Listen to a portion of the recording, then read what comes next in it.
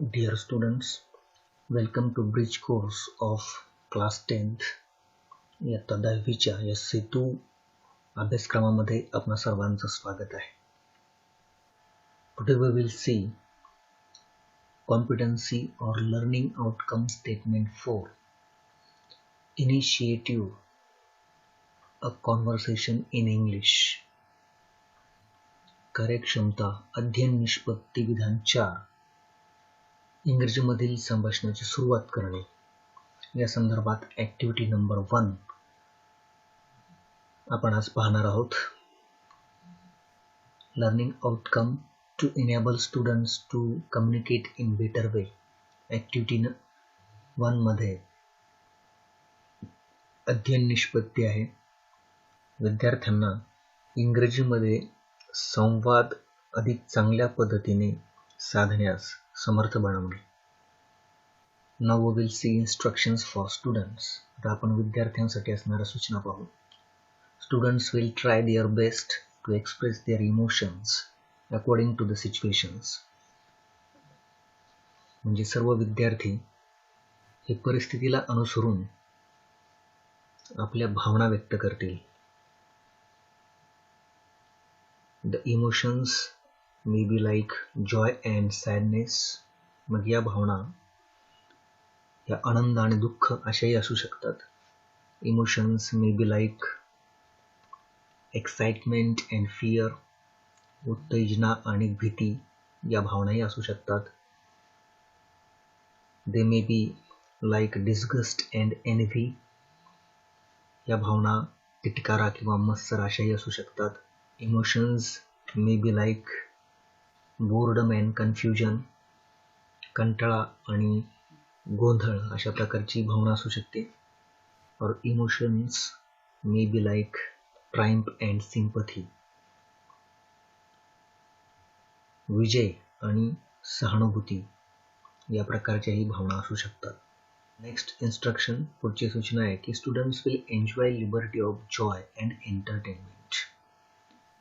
While expressing their emotions according to the situations, the students will enjoy liberty of joy and entertainment. म्हणजे आनंद आणि मनोरंजन यांच्या स्वातंत्र्याचा विद्यार्थी योग्य तो उपयोग करतील. Now see the learning activity.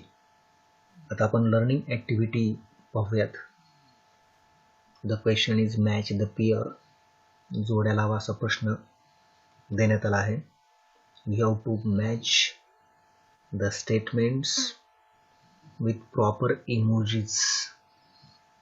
तुम्हाला दिलेले विधान हे इमोजी साइन्स, इमोजीचे या ठिकाणी जे चिन्ह आहेत त्यांच्या बरोबर त्यांच्या जोड्या लावणं अपेक्षित आहे.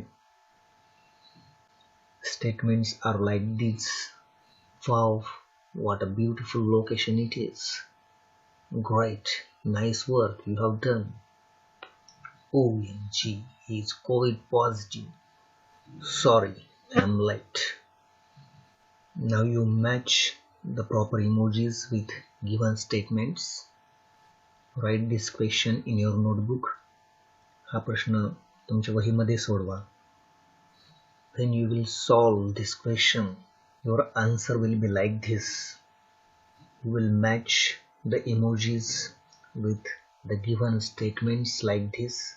अशा पद्धतीने तुम्ही दिलेले विधान आणि इमोजी साइन्स यांच्या जोड्या लावाल.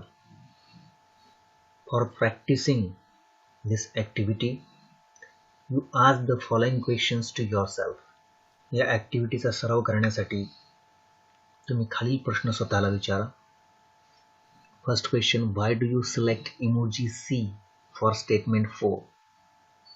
C ही इमोजी तुम्ही स्टेटमेंट 4 म्हणजे विधान क्रमांक 4 साठी का निवडता आहात? The second question, which kind of emotion you conclude by the statement 2 and why?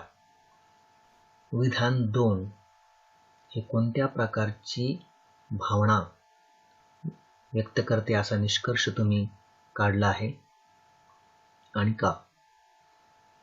Next question, state agree or disagree. खालील विधानाशी तुम्ही सहमत आहात की असहमत आहात ते सांगा. The statement is like this: we need different kinds of tone, expression and words to express different emotions.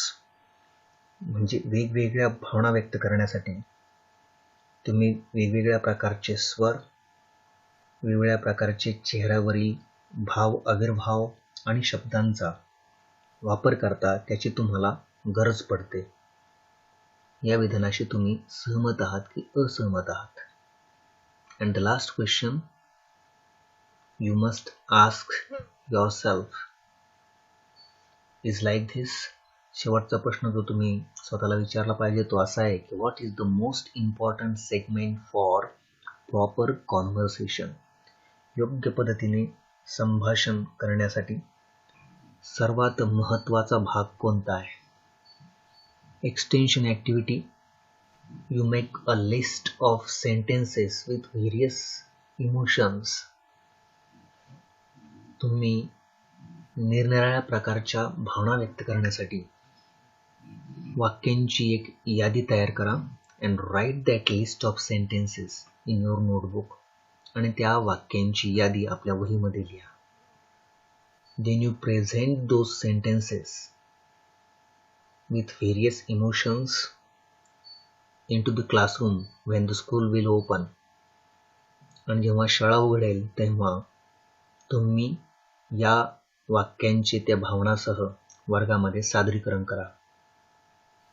In parallel activity, समांतर उपक्रमामध्ये you are expected to form groups and present conversation between two groups to present different circumstances. तुम्ही गट तयार करावेत आणि दोन गटामध्ये वेगवेगळ्या प्रकारची परिस्थिती दर्शविणारे संभाषण सादर करावे असं अपेक्षित आहे. About evaluation, we can say, मूल्यमापनासंदर्भात आपण असं म्हणू शकतो, your evaluation will depend on the facial expressions and body language, vocabulary and proper selection of expression for particular situation. विशिष्ट प्रकारची परिस्थिती दर्शविताना तुमच्या चेहऱ्यावर असणारे भाव, तुमची शारीरिक भाषा, तुम्ही वापरलेले शब्द आणि शब्दसमूहाची योग्य पद्धतीने तुम्ही केलेली निवड यावर तुमचं मूल्यमापन अवलंबून असणार आहे. Thank you for watching this video.